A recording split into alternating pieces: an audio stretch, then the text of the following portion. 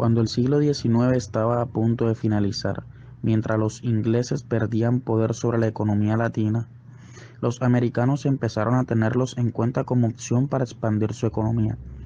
Vieron el mar Caribe y sus alrededores como un lugar apto y rentable para invertir en la extracción de materia prima, ya que sus condiciones geográficas y los huecos sociopolíticos daban pie para aprovechar al máximo, sumándole la mano de obra peculiar y derivada de la mezcla de diferentes culturas y fisionomías. La creación de las zonas bananeras ha sido motivo de crítica y a su vez de estudios. Grandes preocupaciones y murmuraciones dejó que en el siglo XX se instaurara la United Fruit Company en el Caribe colombiano. Es un tema que abarca la desigualdad con los pequeños comerciantes latinos devastados por la desigualdad. Sabotea compañías norteamericanas que fueron aniquiladas con mala competencia, políticas públicas inestables, cambio en las estructuras sociales, mano de obra, contrataciones y obras inconclusas. Hablamos que América Latina padeció las consecuencias del imperialismo norteamericano, las dinámicas de cultivo, transporte y exportación del banano, más la rápida demanda que tenía en los mercados internacionales, desembarcaron una serie de cambios en estas regiones. Estos movimientos moldearon dinámicas culturales e industriales gracias al empleo, compra de productos internacionales, el ferrocarril y la marca que dejó en esta zona.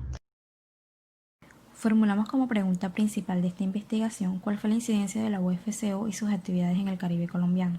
Estamos hablando que esta multinacional dejó cambios indelebles en la economía de Colombia. En pocas palabras, dichos cambios repercutieron en otras áreas. Esto incluye desde la creación de sindicatos, creaciones de empresas exportadoras colombianas, vías nuevas, la extensión del ferrocarril 90 millas y el puerto.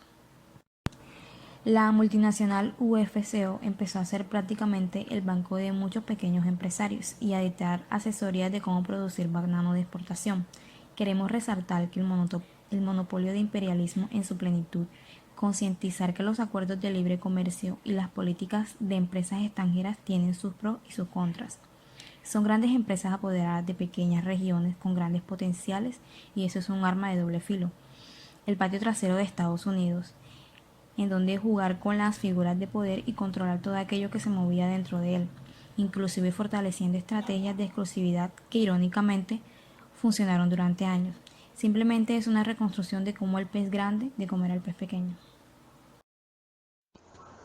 En 1928, 50.000 personas vivían en la zona cruzada por el ferrocarril y cerca de 30.000 trabajaban para la industria del banano, que se había visto beneficiada con la llegada de trabajadores de Bolívar, Atlántico y Santander atraídos por mejores formas de pago. Ello significó una mayor demanda de alimentos, por lo cual, desde 1916, la UNAI estableció un sistema de comisariato donde vendían artículos que importaban en sus buques, evitando así que estos retornaran con sus bodegas vacías. Los trabajadores adquirían estas mercancías con los cupones que pagaba la compañía por su labor. De allí el encono de comerciantes y tenderos hacia la UNAI. Históricamente, el departamento del Magdalena no era reconocido por su producción bananera, lo era más bien por ser productores de tabaco, azúcar, arroz, cacao, algodón y, por último, el banano. Sin embargo, la llegada de la United Fruit Company cambió el panorama drásticamente. A pesar de que la historia de la United Fruit Company en Colombia es recordada por la masacre de 1928 de los trabajadores que se fueron a huelga, perpetrada por el Ejército Nacional, su presencia también contribuyó a la creación de movimientos laborales. Entre las exigencias que pedían los trabajadores se encontraba un seguro colectivo obligatorio, reparación por accidentes de trabajo, habitaciones higiénicas y descansos dominicales, aumentos en el 50% de las jornadas laborales de los empleados que ganaban menos, pagos semanales, abolición del sistema de contratistas y un mejor servicio hospitalario. Estas sencillas exigencias fueron rechazadas por las directivas de la empresa, las cuales se negaron a sentarse a dialogar con los dirigentes obreros a los cuales desconocieron. La United Fruit Company consideraba las demandas de los trabajadores como una amenaza a su operación en Colombia. Si los trabajadores las imponían, la compañía tendría que aumentar los salarios y el precio de compra a los cultivadores colombianos.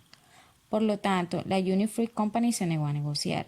La compañía argumentó que la huelga no podía ser vista como un paro legítimo de trabajo, sino como una rebelión contra la autoridad establecida, fomentada por agitadores extraños al conflicto. Se estimaron en 5.000 los trabajadores que estaban en la plaza cuando fueron rodeados por los 300 hombres armados. Contaban los sobrevivientes que después de un toque de corneta, el propio Cortés Vargas dio la orden de fuego por 3 veces. Sin embargo, nunca se supo cuántos muertos hubo. Las narraciones populares difieren de 800 a 3000 y los oficiales admitieron de 15.000 a Novela de 20.000. García Márquez. Después de la masacre, los 3.000 muertos fueron arrojados al mar, pero al día siguiente nadie recordaba lo que había pasado. Algo similar sucedió en Colombia, donde un escándalo de corrupción y violencia termina borrando al interior y todo se olvida muy pronto.